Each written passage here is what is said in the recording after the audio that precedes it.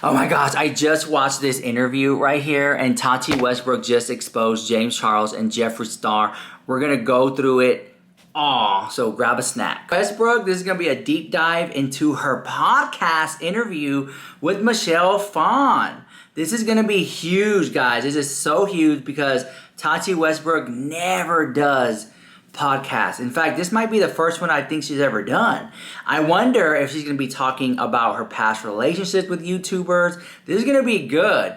I'm going to be dissecting, manipulating, cross-examining. All the questions are going to be answered. We're going to be looking into every minute detail of what she's wearing, dress code, body language, all that. Let's jump into it. And we're going to be talking about Tati Westbrook in this podcast. I'm so excited. This is awesome. This is huge. You know how huge this is? Tati never does podcasts. The fact that she's moving this way, it might seem that maybe she's going to hint at something coming. We'll see how that goes. So let's go ahead, grab a snack and our $1 million microphones and come on back. Here we go. Okay, and we're back. Did you clock the wardrobe change? Yeah, man, can I get a like for that? Comment? All right. So this is Tati Westbrook. She is on the podcast with Michelle Phan. It's titled Tati Westbrook Tells Sobriety, Internet Fame, and Reinvention. So first of all, her hair looks great. Nails are manicured. Her skin is glowing. Okay, is that anything Metacube? And also, she's wearing some jewelry. Lots of jewelry. I love that. I'm missing a necklace, though, for me. But it's very casual. Like the tank top and the black jeans are cute. I would have preferred a white tank top, but that's just me. Very interesting stylization she decided to wear. You know, showing a lot of skin. We have some nice cleavage. Her hair looks great. Skin looks amazing. Like, again, for me, white tank top, gold jewelry, I think would have hit. I think would have been nice. That's just me. Who am I? But I will say this. Her outfit is really giving everyday attainable. Like, this is relatable. Every girl probably watching this probably has a black tank top and blue jeans, okay? And silver jewelry. She looks great. All right, so let's dive into it. So I started a little bit, about 1 minute and 58 seconds, you know, the intro Tati, kind of like that. You wasted time. Here we go. I'm ready for this. It's going to be so good. Hold on. Tati, if she would have dropped the video today, and it was called, like, reintroducing myself, and do it that way, I mean, I would click and watch. And she's like, you know, or opening up about my sobriety. The thing is, and this is what I think Tati sees it as, I could be wrong, but it's my perspective. I think Tati is such in a mood of doing videos like this. You can see in the background, just like, hey guys, today we're doing top viral makeup on TikTok. Hey guys, today we're going to see what's new at the drugstore. Hey guys, opening up CPR. Hey guys, there's a top luxury brands out right now. Hey guys, let's try some new foundation. And you get into this mode of that it's kind of hard to be like, hey guys, today I just want to open up with you about my sobriety and internet fame and just what I'm dealing with. Like, sometimes it's hard to, like, bring it back down when you're such in a groove, you know? And I think that she needs to, my advice to Tati as a viewer would be, like, channel your YouTube to be like, if whatever you're feeling, talk about it. Like, I lost my cat. I made a video talking about my cat. Ain't no drama video go up that day. I just made a video about my cat. No, it was all about the cat and me crying about it. It was relatable. It was real. It was raw. It was sentimental. I cried. I bawled my eyes out about it. And it was therapy. And if Tati could use her video, like, you know what, I'm having an ish day today. Let me tell you what James did. Nothing's going my way. And I'm not trying, I know these are just first world problems, but I just want to complain right now. And like, people would watch. Click. Today I had a panic attack. Click. Like, people want to watch that. They do want to watch her review makeup because she's on point with it. But they also want, like, those crazy videos where, like, why is she having another panic attack today? Like, people like those videos. So for her to feel like, I just didn't know the time and place, I want to drop those videos, anytime, every time is a flight time. But maybe she feels like it's going to get in the way of sponsorships or viewerships. But I just come from a place from, like, people would like that. I don't know. Who am I? So I don't know if the energy, between, if it's Tati's energy that's just so, like, calm, or if it's Michelle's energy that's like calm. Because the interview seems to be very like kind of slow, to the point where like if you don't care, then you're gonna tap out. There's some podcasts that like you don't care, but it's so upbeat that you're like, oh okay, you kind of carry it along with you. So this is definitely something. The flow of it is very definitely like podcast in the car, riding somewhere, cleaning the house, doing some errands. It's very much that. This is a very good podcast for that. But I don't know if it's her energy or Tati's energy. But I do like the fact that Tati opened up about her name. I've never known that, but at the same time, like, it's interesting that she was like, I'm just like, why am I holding on to this? I think she was holding on to it because at a time where like everything is so public, that being private is like the new luxury. Privacy is the new luxury, and we don't get that. It takes everything so out there in public. So I'm glad she's opening up, but also it's a different time now. The times have changed. So definitely I think that this was a good decision. I can't wait to see if it gets any juicier. We already talked about sobriety. I guess this is the reinvention. I guess what's next? Internet fame? And what is she gonna talk about? Oh my God. And I was like that too. So I believe like when I went onto YouTube and I was creating this persona, it felt like for the first time in my life, I was finally writing my own story. Mm-hmm. And I think it's so powerful to take ownership of your narrative. It's more of a conversation between these two and not so much of an interview, because you have Michelle Phan who's like giving her own recollections and experiences about her life, where I think I was expecting more of like Tati to talk. So I'm not saying I don't like it or I do like it. I think it's interesting that Michelle Phan is like, well, I dealt with this too, and let me talk about that too a little bit. It also was making Tati feel comfortable too. This is really great. Like, oh my God, it's awesome. Get her, Michelle. What's going on? She's stumbling over her words. And fully becoming her on the rise. Like, how are you? Because I know on my side, it seems like she's just making it up as she goes along. Like, there's no cue cards. There's no like bone structure. So I think that here's what I'm getting from this so far. Oh my God, Tati is really good at giving you just enough information that's not leading into another category. And it seems like Michelle is trying to like, okay, I think she's done talking about this, so let's try to navigate it this way, and let's see if Tati picks up on it. That's what I'm getting from it. Like, the more popular I became, the more negative comments I was. It's like Tati knows the less you talk, the better, that people can't use it against you. And she's been through a lot, so she's just kind of like giving you just enough coming across. And I'm so curious how you were able to kind of navigate through a lot of the noise, of the negative noise. Because like, hey guys, my name is actually Tanya. Although that's interesting, it's not juicy. You know what I'm saying? It's not like, oh my God, that she done spilled some tea. That's what I'm trying to say. And I mean, she came out the gate with the sobriety thing. I mean, you saw my mouth was dropped open. She took us on a loop for that one. During so many oh my God, the budget that brands had, the Nectar Island trip, Bora Bora trips. Nowadays when brand is like, oh, we have to stay within budget, it's like, what budget? I mean, it was like, give these people whatever they want, these influencers, tap in. You could bring plus ones. I mean, wow. Here we go. Parties. You were probably going to these parties and everything and meeting people. Mm-hmm. And I'll say this. I've been to a lot of these influencer parties, and I could see, wow, they really put a lot of detail into this launch party. And they had a big budget, and then it's like after COVID, it's just it just became more of like a machine, and it wasn't so. You could just tell that there were like, I'll give you an example, right? So it's kind of like when you go to a party, to a brand party, and they've always had like the napkins that had the name of the brand and the collaboration and maybe even the signature of the person involved, and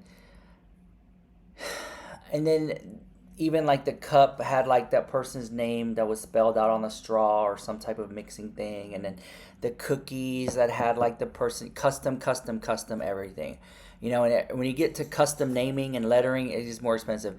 And then nowadays it's like there's no branding on the napkin, there's no little cute stir thing with the person's name, there's no cookies with the brand name on it. You could just start seeing stuff like that. The balloon is just a red balloon. It's not a balloon with the person's name on it. It's things like that. You start to see it, especially when you've seen what they can do before. That's what I'm trying to say. That's all. Hold on. It's good. Oh my God. Oh, I feel like this is the part where things are gonna start getting real interesting. Oh my God. Okay. This is gonna. Okay. Here we go. I'm just wondering, like, throughout this entire time, as you're making friends and you're forming relationships, did you ever feel like they were using you, or they were using you for clout? Or did it feel meaningful? I mean, do we want to go there? Like, should we? Oh. I gotta get my Glow recipe setting spray. Okay. Let's just let's drink this water. Let's just dive on it. I mean, like, I can share. Okay, so I'm happy to share on my side. So there, it's more like, well, let me share. So Michelle's like, let me go first then. I'll link this in the YouTube shop. I love it. Like, all right, almost done with it. This is the Glow Recipe Watermelon Glow Ultra Fine Mist. And when it says fine mist, it really is a fine mist. I like putting it on my arm and stuff. I don't know, something about it. So good. Okay, here we go. So it's so crazy because when I'm hearing you speak, it's like, oh my gosh. Yeah, and covert narcissists too. Let's not forget that. But I think that a lot of narcissistic tendency. Everyone's a narcissist. But it's when you start checking 7, 8, 9 boxes within categories, it's like, okay, you are deep into it. Oh. That existed until way later, after everything was burnt down and bridges were completely torched. And I'm so curious if you also went through that too. Oh, girl, Michelle, she's been through it, the house. You know it. I don't get this podcast. It's coming across like, let's just talk, and if we talk about it, we talk about it, and if you don't want to talk about it, we don't want to talk about it, and I'll kind of leeway in that, and maybe you can pick up what I'm putting down. And that's kind of what it seems like. And Tati is just like, her mind is like thinking like, oh my God, I have a lot to say, but it very much seems like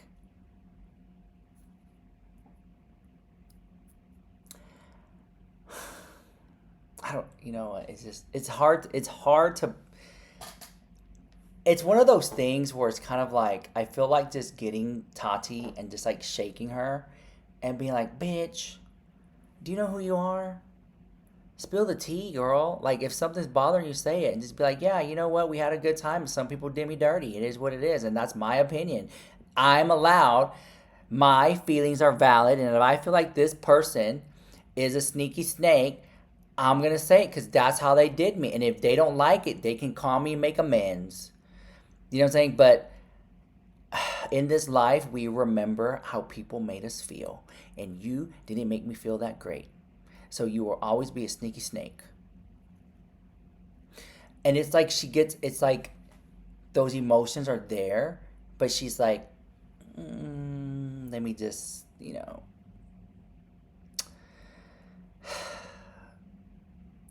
being a Southerner, we have this saying, when you don't like somebody, the worst thing you can say is, Oh, bless their heart.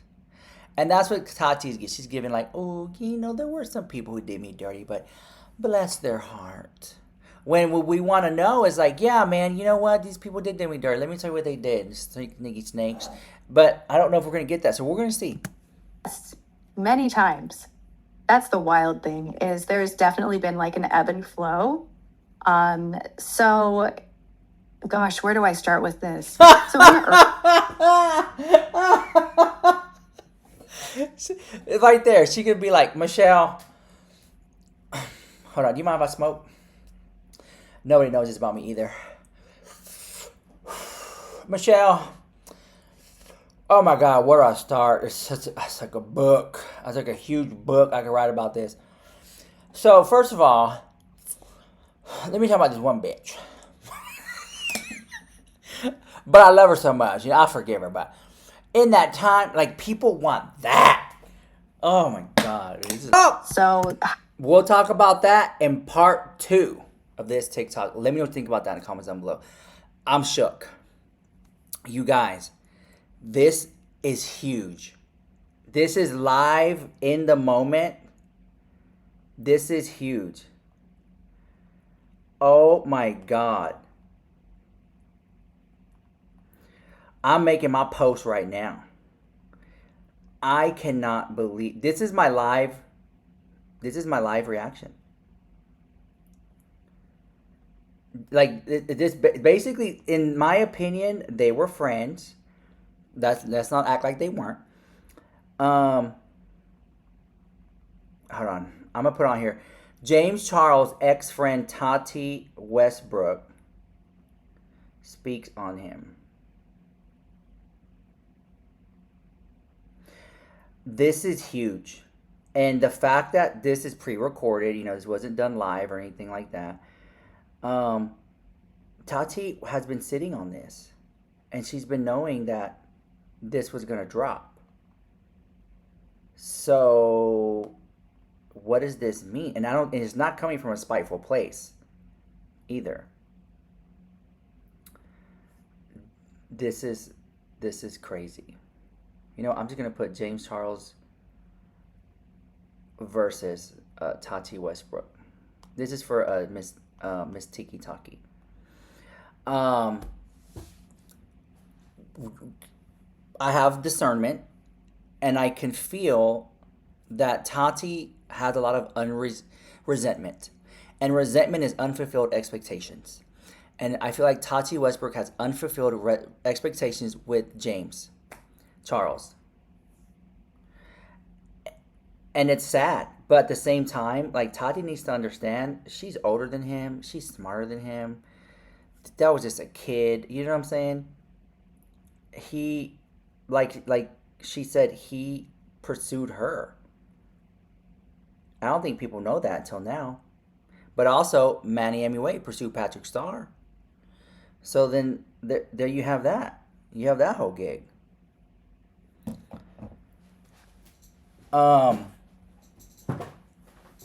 I wanna rewind this because she's gonna talk about Jeffree Star in just a minute, and I want to get a real reaction out of that and what was said. But just so that we're on the same page here, here we go. every day. Let me tell you the tea. Tati Westbrook thought, I'm the bird, and that bird crashed and fell down, but it got up and it can fly again. And that's what Tati meant. It's going to kill me, but I'm going to get up and I'm going to do it. And so that's what she did. Wow. That is so insane. 50 million views. Come on. I can already tell Michelle Phan, she's like, cha-ching, cha-ching, cha-ching, 50 million views, cha-ching, cha-ching. Like, how much is that? How much was that in revenue? Can you imagine, Tati? Oh my God. If she even monetized the video, who knows? Oh my gosh. I can't get a view to save my life. And I was there for all of it. Front center. That's what I'm saying. Like, I can't get subscribers, and much less a comment. Like, so you uploaded the video, and did you go in reading the comments? Did you decide, okay, I'm not going to look at it. I'm going to close my laptop and walk away and do my life? Yeah. What was the aftermath of that entire? Tati's face. Tati's like, yeah. I made the video, posted it, threw a couple ads in there, shut it, and walked away. And next thing I know, I turn on CNN. There I am. They're talking about me. You know, can you imagine the video? Let's just be real. If you watched the video back in the day, the gig was that Tati Westbrook, in the video, she mentioned that she felt like Shane and Jeffree were in her ear telling her to do these. And so here she is. And the thing is, but they didn't sit her down to make the video. But I have been in situations where I felt like you have enough people that you feel close to telling you the same thing. And so you're like, I think I should do it because, I mean, they're telling me they're having best interest at heart, and you make it, you know? This is my discernment here. Yeah. And, it still does. None of it makes any sense because it's not you. Like, I've been watching your videos for so long. Like, you're not the type to get into drama. Like, you're very family friendly, wholesome, like real. And no, I'm just keeping it real too. Like, real recognizes real. And when that came out, I'm like, I remember thinking, this is not Tati. Like, did something happen? Like, she's under a spell. Why would she post this? It just seemed really out of character. The information that I had felt really upsetting. And You guys, can I just say this? This Chanel brush, the Foundation Blender 102, this Chanel brush is $50 and it sucks. I do not. This is the worst makeup brush I think I ever bought. It sucks. Don't ever buy the Chanel Foundation Blender N102. And look, it's like about to come off. This brush sucks. It did. Oh, thank you so I loved it. I loved it. Do I still feel like there's things Tati didn't say? Yes. I think that she didn't dive in deep into Shane enough, Jeffree enough. She didn't dive in deep into just like what were those days like when she was at home for 3 months not speaking to nobody, you know? What did she learn from like that person that was helping her get through her feelings and her mentor and things like that? You know, more tea on the lawsuit. How did James and her rekindle their fire of their relationship after almost breaking up? And, you know, the feeling of wanting to just be single and do what you wanted, but deciding to just stay and buckle down. The feeling of like, let's just move to Texas. Like, there's so much more that could have been said that this could have been easily a 4 or 5 hour podcast, like a Lifetime movie, a Netflix original series with 3 or 4 or 5 seasons. I mean, the list can go on and on. So we'll see what happens. I do like it. I think they kind of, touched upon some things, but for the die-hardcore fans, I think we wanted like minute details of what restaurant was it? What did she wear? You know what I'm saying? This is what I wore when I met Jeffree. And it's also, you can buy it on eBay now. You can bid on it now, guys. Stuff like that. Oh my God. Anyways, let me know what you think about that drama in the comments down below. I thought it was a fabulous interview. I thought we got to know Tati Westbrook a little bit more. And yeah, I liked it. I could tell that she still holds some resentment with James, but she's kind of like, it's been 5 years or whatever. He'll get his karma. So we'll see about that. Grab a snack and come on back, guys. Thank you for watching so much, and I'll see you guys in the next one.